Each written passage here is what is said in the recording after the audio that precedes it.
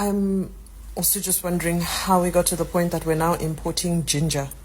Ginger, guys. Ginger. That's Ginger true. is something you can grow so easily in your backyard. And this massive, larger than life size ginger That's GMO, I from China. suspect. I can't tell you about the taste because I didn't buy it. I'm not putting that in my body. It might be ignorance. That's also possible. But it's just not the type of ginger that I'm used to. And until I do more research, it's also not something that I'm going to be consuming. But I mean, that thing was the size of my whole hand. What have you guys been finding out there? I was just very concerned. I really was very concerned. Let's have this conversation. How did we get here? How did Nigeria get to the point of importing ginger? And why is it that the Chinese would want to send everything to Nigerians? It shocks me to see that Nigeria imports ginger today. There are ginger belts in Nigeria, and Kaduna State, particularly the southern part of Kaduna, is one of the areas that ginger does very well. Benue, Nasarawa, and some other states around the Middle Belt are ginger belt regions. And it's almost free for people to, get ginger in any part of southern Kaduna because that is what they grow majorly. The insecurity that people can no longer live in their homes and cultivate their farms. Is that the reason why we need to begin to import ginger that does not look like the real ginger we know? And they are also not as effective as the traditional ginger plants we have. Our ginger remains one of the best ginger in the world. You can go do that research on your own. And it's the most expensive when you compare it with other gingers. But the Chinese or whoever is bringing their own hybrid or GMO laced ginger for us to consume. I know those gingers are big, but they are not as effective as ours. It's as worthless as anything.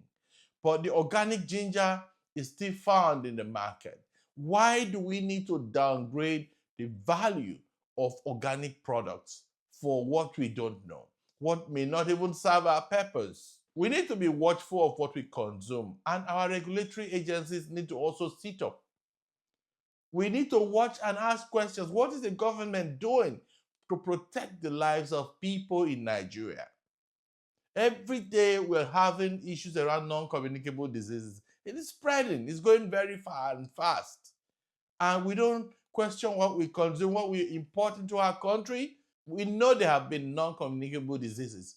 But the spread between 1999 till date, when we opened our gates in the name of democracy and everything got into our country, we can't compare what it used to be then and what we are battling with today. Who regulates what product we consume? We need to watch our appetite for foreign goods because sometimes what is imported into our country is not in our own interest. We don't control what they produce. We don't have the information about how it was produced or whatever additives or what product was put together and cultivated.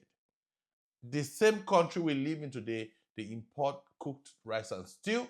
They import jollof rice, they import egusi. I've seen these ones in stores in Nigeria, so it's not exaggeration. I have their pictures some time ago. I think I lost them.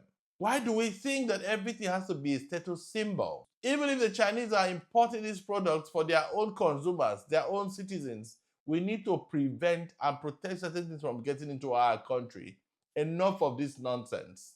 Nigeria cultivates the best ginger in the world. I think a few nations even can compete with Nigeria. Yet we allow nonsense that will take our lives to get into our country. Then what is the food security we're talking about? Because food security is holistic. And this is an aspect of food security that we're not looking at today.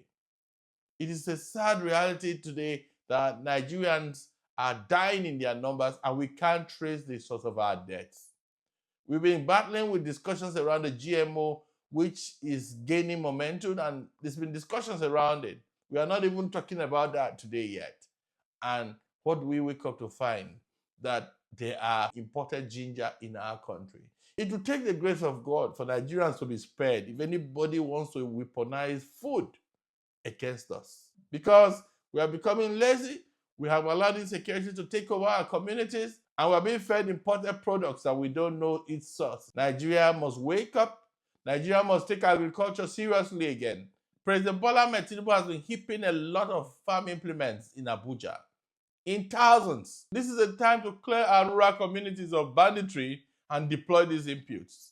We need to cultivate what we eat. We need to understand what we are cultivating, and we cultivate the crops we've known. Science has evolved, but we still have the best scientists to be sure that we're cultivating what we produce, what we engineered, but not what is imported for us. The discourse around GMO is another one we would have shortly. But I think we need to quickly address this issue and ensure that imported ginger is kicked out of Nigeria. We can't afford all that nonsense. We can't verify and validate that product. If you've ever eaten it, you will know that it does not come anywhere close to the ginger we've always known. And you automatically know that this is probably engineered and unfit for human consumption. I'd love to read your thoughts on this matter, and I hope to see you in the next video.